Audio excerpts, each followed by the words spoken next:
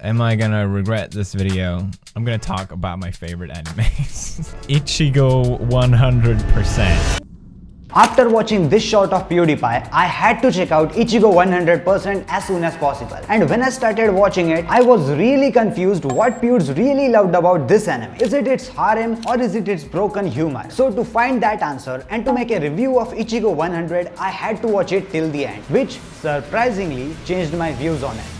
The story follows Junpei Manaka, a high school student and an aspiring filmmaker who encounters a girl on a rooftop wearing strawberry print panties, Ichigo in Japanese. He becomes infatuated with her and sets out to find her by collecting strawberry panties from various girls in his school. Throughout the series, Junpei becomes involved with several girls, which is a kind of story you would find in your average day harem. So after completing it, I realized something. This anime is not really bad. It's a piece of It's as if in the extra 5 minutes of screen time the female lead gets, it gives the male protagonist the ability to fall in love with her over the girl he already is in relationship with. It puts me off completely from the anime. Just because the male lead saw the female lead's panties twice, share similar bonds and hobbies, spend some time together studying, and the female lead happens to look more beautiful than the girl he is already dating with, does not really mean that the male lead should automatically fall in love with her. What happened to all the time he spent with his girlfriend? It's as if all the consideration of the current relationship was cast aside like a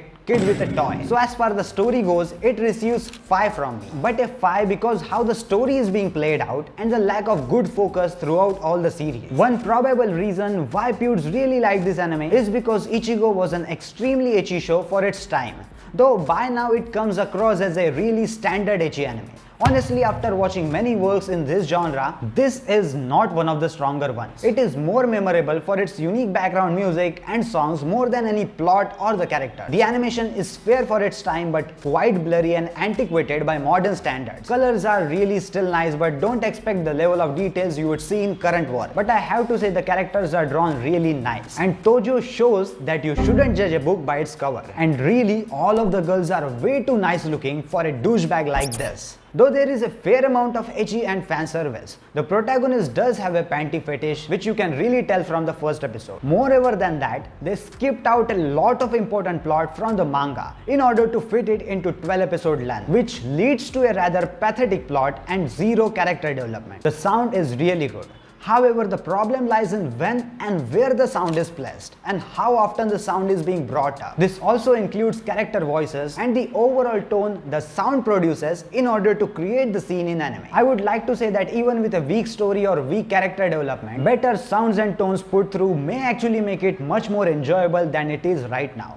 So the sounds, music and the tones are really important. This anime has all the right sounds but sometimes it overuses them and it ends up feeling more like a video game that keeps playing the track again and again from the beginning. It becomes really annoying and repetitive and overdone. If I had to talk about the characters, the main lead is pathetic. He epitomizes the hopelessly nice harem lead that all girls should avoid like a plague. The girls in this anime didn't get that message and are somehow attracted to his thick-headed and not so good-looking persona. For a while, I thought we were going to have a nice boat ending, but that did not happen.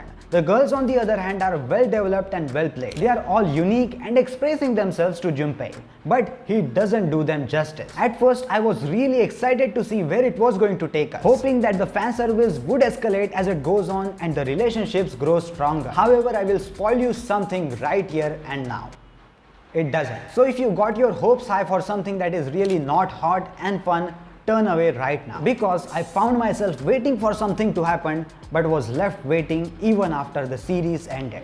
Which now I am really glad it's over. If you have watched this review till here, I am pretty sure you enjoyed it. So make sure to like this video and subscribe for more content like this, and also check out some other videos over here if you really want some anime worth your time. That's it, and I will see you in the next one.